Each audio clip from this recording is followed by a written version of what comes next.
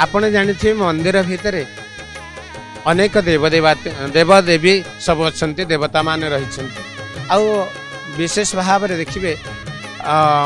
मंदिर भितर जो षष्ठी मंदिर अच्छी सरस्वती मंदिर अच्छी ता पाखे दुईटी मूर्ति रही हसुरी कांदुरी आपण से विषय जानी कि हसुरी कांदुरी देवी केउठार अच्छा पाखे कि प्रकार आराधना हुए हसुरी कांदुरी देवी दुई जन होती मातृशक्ति स्वरूपा तेणु पाखे जितेबाला कौन सी पिलांकर कौन सी पिला जितेबाला केवल कांदु थी तार कांद बंद हुए ना से कौन हुए ना जदि से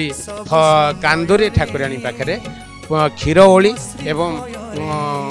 कदली भोग दे पणा दे जो पाखे भोग लगाउछन्ते आ से पणा को आनी से पिला को जदि खुआई दउछन्ते ताहले तार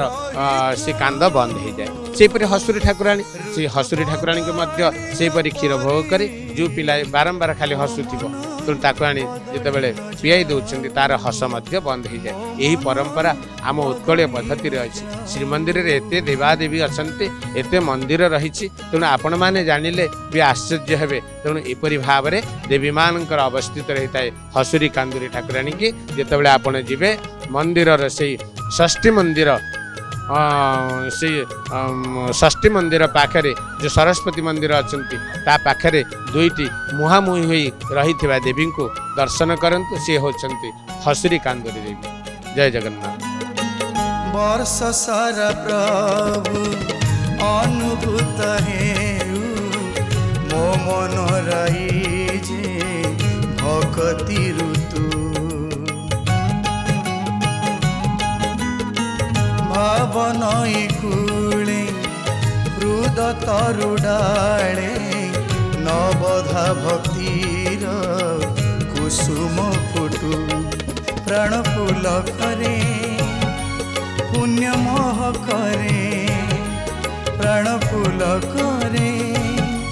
पुण्य मोह करे महिमा तुमर गौ ऋतु बदलिला परी मो मन बदली न जाऊ मो मन बदली न जाऊ।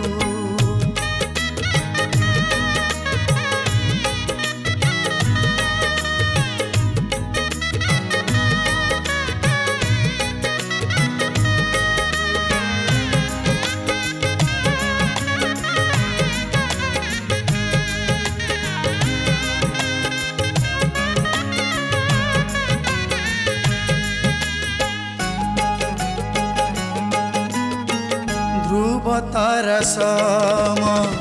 तुम पाद पद्म पथ प्रदर्शक